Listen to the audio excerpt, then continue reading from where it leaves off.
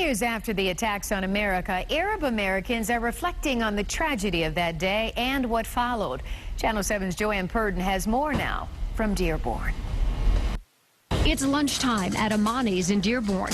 Veggie drinks are being made and memories are being recounted of that dark day 10 years ago when lives were tragically cut short and others were set on a new course. Basically, when everything changed for us as Arab Americans in Dearborn. To Ahmad Fawaz and many other Arab Americans, dealing with the heartbreak of 9/11 was complicated by the suspicions that followed. We weren't just another American group or immigrants anymore. We were the boogeyman. Metro Detroit is home to the largest Arab population outside of the Middle East. Immigrants who moved here for a better life.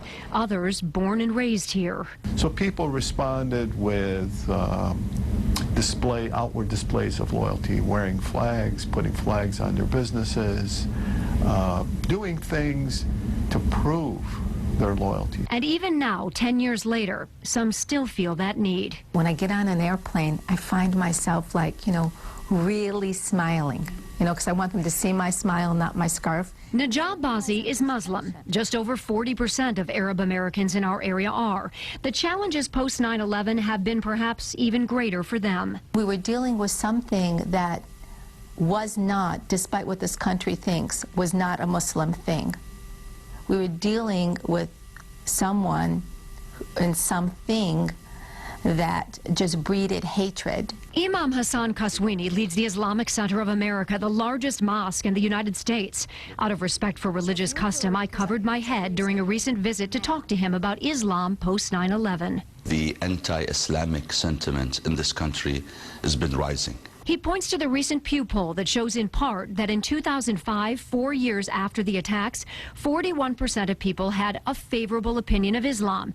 In 2010, that number dropped to 30%. Muslims have a responsibility to spread a better and accurate knowledge about their faith. I have attended sessions and given lectures in over 400 public places, such as universities, churches, synagogues, since 9/11.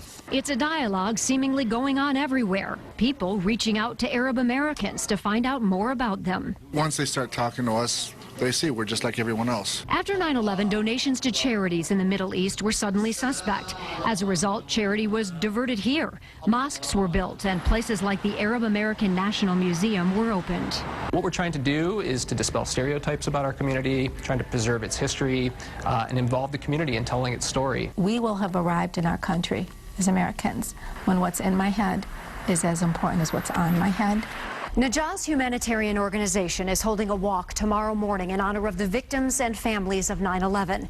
And the Islamic Center of America is taking part in a remembrance and unity vigil at the Henry Ford on September 11th at 6:30. You can find out more about all these events at WXYZ.com. I'm Joanne Purdon, Channel 7 Action News.